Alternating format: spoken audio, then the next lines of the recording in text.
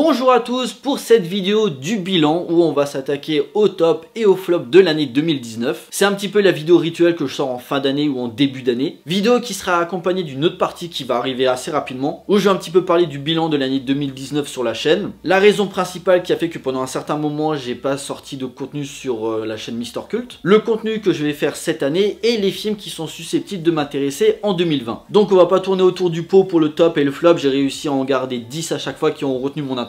Sachez comme d'habitude que c'est un classement personnel avec les films que j'ai vus, donc ça sert à rien de me dire hey, t'as pas mis ce film là et pourquoi ce film il est dans le top. Comme on dit, les goûts et les couleurs ça se discute pas. Ensuite parce que j'ai beau être une machine, j'ai pas pu tout voir non plus, et que aussi le cinéma c'est un art du partage. Par contre avant de commencer le top, je vais vite aller sur le flop, mais assez rapidement parce que j'ai envie de rester un petit peu positif sur cette vidéo. Donc le flop je vais aller assez rapidement. 10e Anna de Luc Besson, 9e The Dead Don't Die de Jim Jarmusch, 8e Cimetière de Kevin Kolsch et de Dennis Widmeyer, 7e Ralph 2.0 de Rich Moore et Phil Johansson, 6e Hobbs et Shaw de David Leitch, 5e Men in Black International de F. Gary Gray, 4e Captain Marvel de Anna Boden et Ryan Fleck, 3e Tanguy le Retour de Étienne Châtillier, 2e Le Roi Lion de Jon Favreau et 1er Terminator Dark Fate de Tim Miller.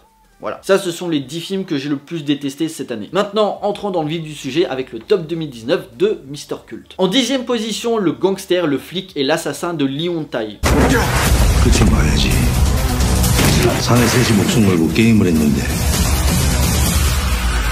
Film coréen qui avait un petit peu fait parler de lui au festival de Cannes, mais qui bizarrement n'a pas fait grand bruit. Et puis bon, moi le cinéma asiatique, je suis un gros fan. Donc je me suis dit bon, je vais aller jeter un coup d'œil. Et puis je suis sorti de la salle, j'ai juste adoré. Ce qui montre une fois de plus que les Sud-Coréens en ce moment en termes de cinéma de genre, ce sont vraiment eux qui sont au top du top. En tout cas, je vous le conseille si vous l'avez pas vu. En 9e position, Dolomite Is My Name de Craig Brewer.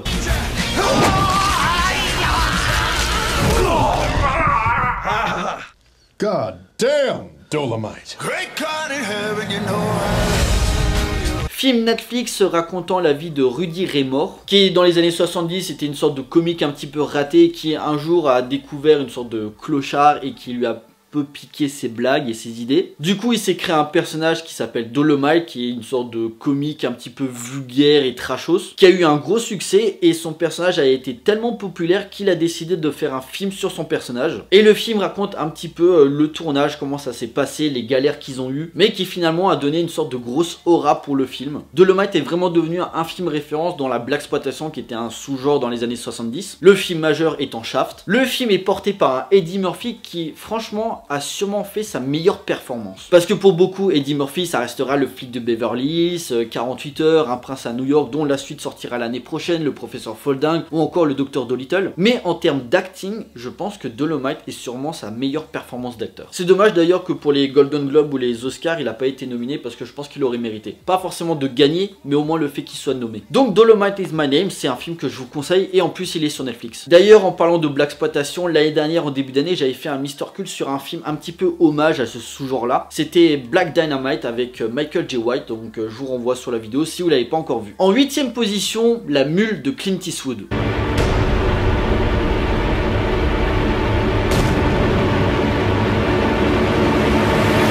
For what it's worth, I'm sorry for everything. Je pense qu'il est inutile de vous présenter Clint Eastwood, c'est un grand réalisateur, un grand monsieur du cinéma. Et une fois de plus, La Mule confirme tout le talent et le bien que je pense de ce mec là. Ce qui me rend un peu triste, c'est que je crois qu'il avait dit que La Mule serait sûrement son dernier film. Alors peut-être en tant qu'acteur, en tant que réalisateur, c'est un peu moins sûr, mais bon, on sait que Clint Eastwood il est plus tout jeune, là il est vraiment dans sa fin de carrière. Et quand il sera plus là, ça sera vraiment une grosse perte pour le cinéma. En 7e position, Bienvenue à Marwen de Robert Zemeckis. Hell yeah.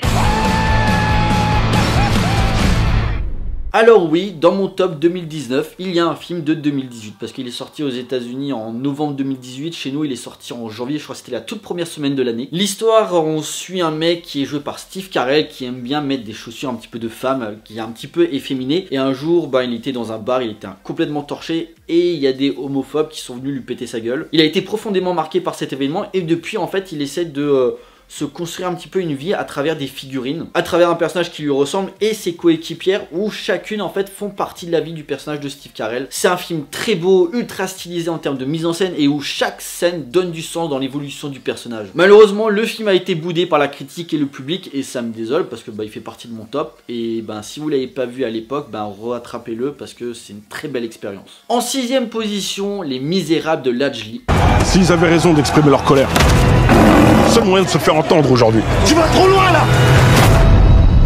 Clairement pour moi le meilleur film français de l'année. J'avais fait une vidéo à l'époque où forcément on l'avait un petit peu comparé avec La Haine de Mathieu Kassovitz et c'est clairement le cas. Tellement fort dans son propos et qui forcément fait écho avec la situation qu'on a en France actuellement. Que ce soit dans son propos culturel ou politique, le film est maîtrisé de bout en bout. Un film français d'une rare violence mais qui est clairement justifié par son discours. Bref, pour moi une grosse claque, un vrai coup de cœur qui montre que le cinéma français quand ils veulent ils peuvent faire des bons films. En 5ème position, Once Upon a Time in Hollywood de Quentin Tarantino. Hey, you're Rick fucking Dalton. Don't you forget it.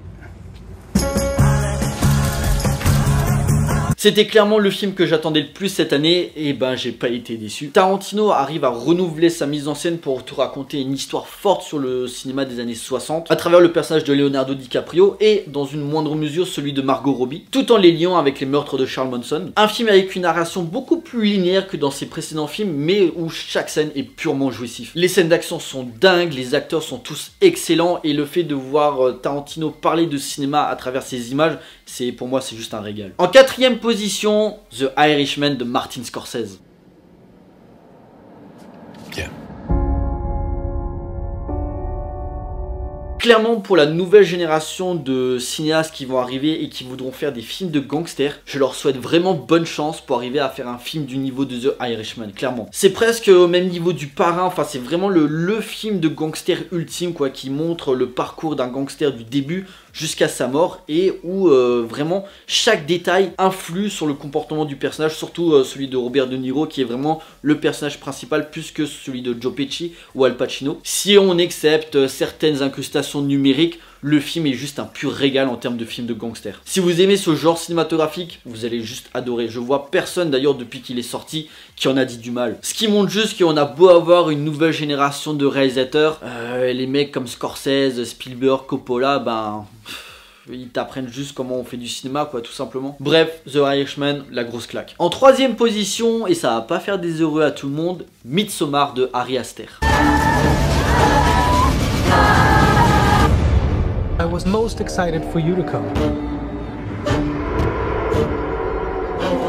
Pour moi, le film d'horreur de l'année, même s'il y en a qui sont là à me dire non, c'est pas un film d'horreur. Si, pour moi, ça l'est clairement. Ari Aster, c'est vraiment un cinéaste qui commence à monter. Et au début, j'avais un petit peu de mal parce que Hérédité, je l'avais regardé la première fois. J'étais pas spécialement dans les meilleures conditions pour le regarder, mais j'avais pas plus apprécié que ça. Et je me suis dit, il faut peut-être que je le regarde une deuxième fois pour lui laisser sa chance. Et là, j'ai commencé un petit peu à analyser, je me dis ah ouais ça, il y avait ça, j'avais un petit peu loupé certains trucs et j'ai compris la portée du film. Et avec Midsommar, les thématiques comme la famille et tout ça qu'il avait déjà développé dans Hérédité, là il va encore plus loin. Et ne serait-ce que juste la scène d'ouverture avec ce qui m'est arrivé récemment, ça m'a beaucoup marqué. Et si vous l'avez pas encore vu, avant celle-là j'avais fait une vidéo, maintenant je fais un petit peu des petites vidéos courtes sur ma collection de Blu-ray où j'avais fait une sur la Director's Cut de Midsommar qui est sortie en novembre-décembre à peu près. Une version rallongée de 30 minutes et qui donne encore plus d'ampleur sur l'œuvre de Ari Aster. Bref, Midsommar, une œuvre qui va en déstabiliser plus d'un et je comprends parfaitement, mais pour moi c'est vraiment une expérience unique qu'il faut au moins essayer une fois dans sa vie. En 2ème position, Joker de Todd Phillips.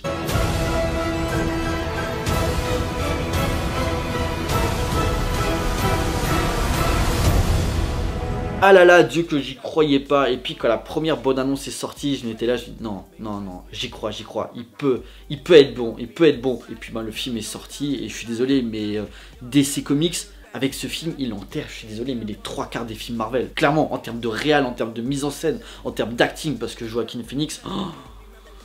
il incarne vraiment le Joker à l'état pur. Une œuvre riche, forte et dense avec plusieurs niveaux de lecture et qui arrive à traiter avec intelligence l'univers du comics au cinéma, en particulier celui de Batman. Bref, je vais pas développer davantage, j'ai fait un vlog à l'époque qui a plutôt bien marché d'ailleurs. Mais pour moi et d'ailleurs pour beaucoup de gens, on est tous à peu près d'accord pour dire que Joker est l'un des films les plus importants de 2019. Qu'on ait aimé ou pas le film, on peut pas nier que Joker aura clairement marqué l'année 2019. Et mon film préféré de l'année 2019 est Parasite de Bong Joon-ho. Il y a quand même des gens que j'ai vus qui avaient fait une critique, ils disaient que parce qu'il n'y a pas de scène d'action ou d'effets spéciaux, il n'y a pas de mise en scène. J'avais juste envie de les tuer parce que ce soit dans le choix du cadre, dans les idées de réal ou encore dans le discours, tout a un sens et tout est justifié dans l'évolution des personnages. C'est peut-être pas le meilleur film de Bong Joon-ho, même pour moi mon préféré c'est le transpersonnage, mais pour moi Parasite sera vraiment important par le fait déjà qu'il ait gagné la Palme d'Or à Cannes, ce qui montre que tout doucement le cinéma de genre commence à être respecté dans les milieux cinéphiles et que il n'y a pas de débat dessus, Bong Joon-ho est clairement l'un des meilleurs auteurs de cette dernière décennie. Parasite est une œuvre importante dont je me lasse pas de le regarder, je crois que j'ai dû l'avoir revu 2-3 fois depuis sa sortie et je prends toujours autant de plaisir parce qu'à chaque visionnage je découvre encore des nouvelles choses, que ce soit sur un plan, sur une scène, et c'est juste un régal pour moi. Donc en conclusion, Parasite est pour moi le meilleur film de l'année 2019. D'ailleurs, n'hésitez pas à me mettre dans les commentaires votre top et votre flop de l'année 2019 pour essayer de comparer un petit peu. Bien sûr, si vous avez aimé la vidéo, n'hésitez pas à liker et partager auprès de vos amis si vous en avez. Pensez à me suivre comme d'habitude sur Facebook, Twitter, Instagram, Tipeee, encore Utip si vous voulez soutenir la chaîne, ça vous coûte rien, vous avez juste à regarder une petite pub. N'oubliez pas bien sûr de vous abonner, on se rapproche des 400 alors on lâche rien. On se retrouve pour la deuxième partie dédiée au bilan de la chaîne 2019 et sur ce qui va arriver au cinéma en 2020. Une bonne année 2020 encore. Pour nous, on se retrouve pour une prochaine vidéo. D'ici là, portez-vous bien. Allez au cinéma. Ciao.